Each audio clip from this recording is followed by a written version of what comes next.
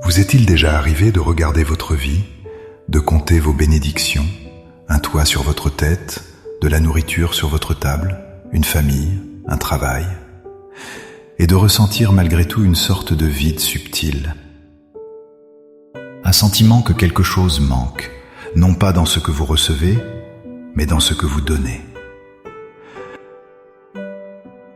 C'est la sensation d'être un réservoir plein, mais dont l'eau ne s'écoule jamais pour irriguer la terre assoiffée autour de lui. Vous ressentez de la gratitude, bien sûr, mais une voix intérieure murmure « Et ensuite ? À quoi bon être béni si cette bénédiction s'arrête à moi ?» Cette question peut engendrer une forme de culpabilité silencieuse ou un sentiment d'inutilité, même au milieu de l'abondance. Comment transformer la gratitude passive en un service actif et joyeux? Comment passer du simple statut de récepteur à celui de canal divin? La réponse ne se trouve pas dans l'acquisition de plus de choses, mais dans la compréhension profonde de notre véritable appel.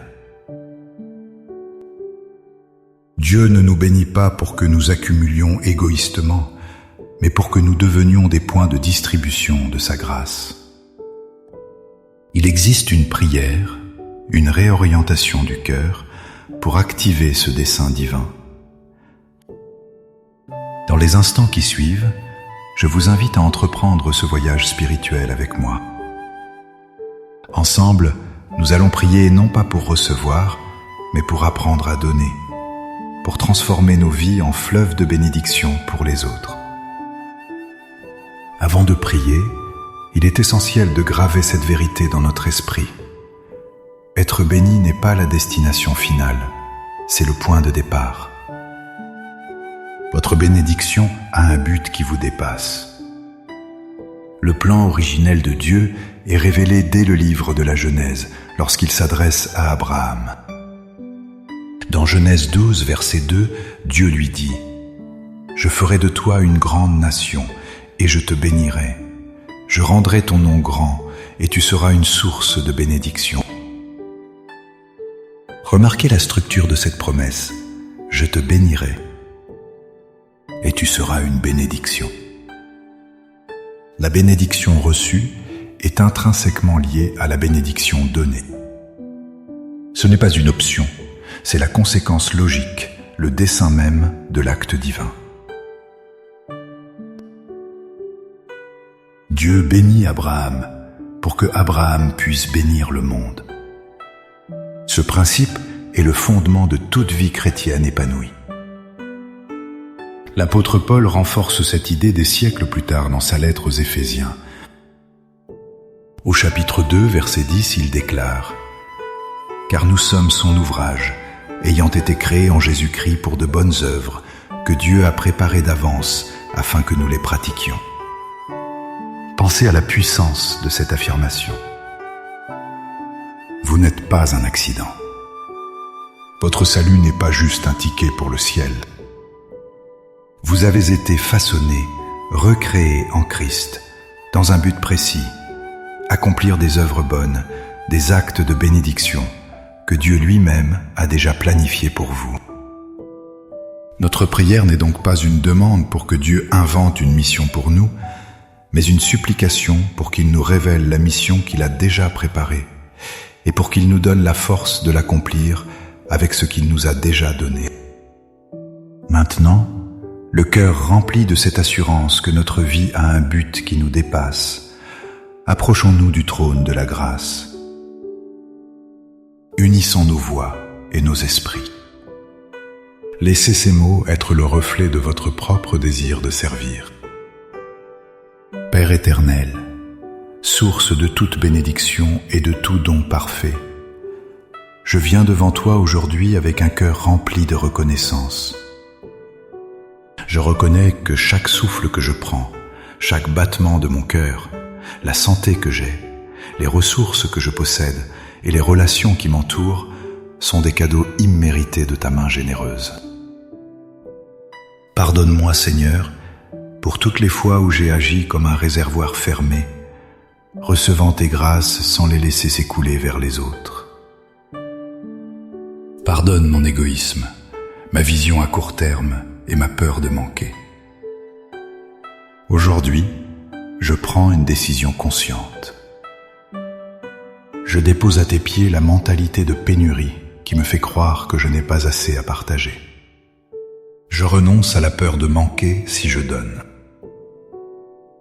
Je me libère de l'idée que mes ressources, qu'il s'agisse de mon temps, de mon argent ou de mes talents, sont trop petites pour avoir un impact. Je te remets ma conception limitée de la bénédiction et je te demande de la remplacer par ta perspective abondante et éternelle. Je ne veux plus être une fin en soi, mais un pont entre ta bonté et le besoin du monde. Père, je proclame la promesse que tu as faite à Abraham sur ma propre vie. Je suis béni pour être une bénédiction.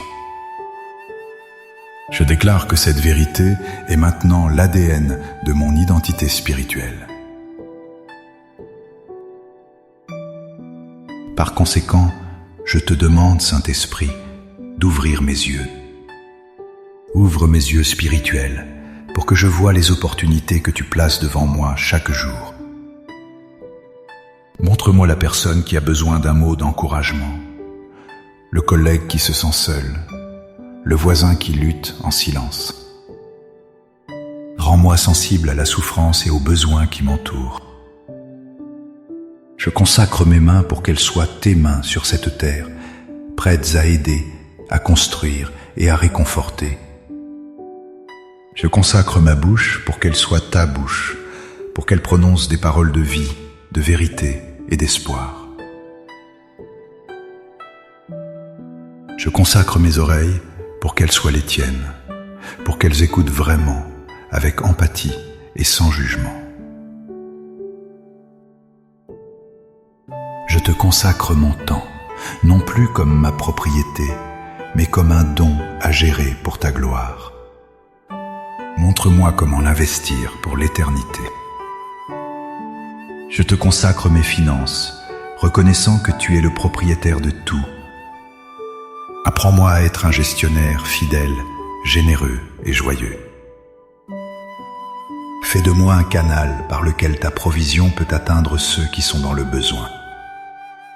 Transforme mon cœur, Seigneur. Arrache toute racine d'avarice, d'égoïsme et d'indifférence, et plante en moi un esprit de générosité joyeuse, un amour authentique pour les autres, et un désir brûlant de voir ton royaume s'étendre à travers mes simples actes de service. Par la foi, je reçois cette nouvelle identité.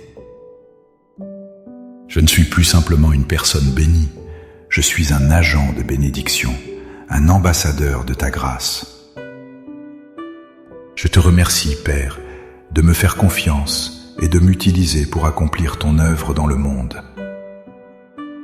Je marche désormais non pas en me demandant ce que je peux obtenir, mais ce que je peux donner. Au nom puissant de Jésus. Amen. Cette prière n'est pas une fin, mais un commencement. Le véritable défi commence maintenant, dans les petites décisions de votre journée. Être une bénédiction n'est pas toujours un grand geste spectaculaire.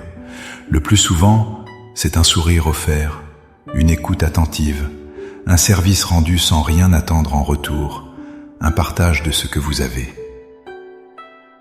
Cherchez les opportunités aujourd'hui même de mettre cette prière en action. Si cette prière a résonné en vous, montrez votre soutien en aimant cette vidéo. Partagez-la avec quelqu'un qui a besoin de se souvenir de son appel à être une source de bénédiction. Et abonnez-vous pour ne manquer aucune de nos prochaines méditations et grandir ensemble dans ce voyage de foi. Pour sceller votre engagement devant Dieu, écrivez cette déclaration dans les commentaires. Seigneur, fais de moi une bénédiction. Chaque commentaire est un acte de consécration, une graine de foi plantée pour un avenir de générosité. Que la grâce du Seigneur vous accompagne et que vos journées soient remplies d'occasions de bénir. Soyez bénis.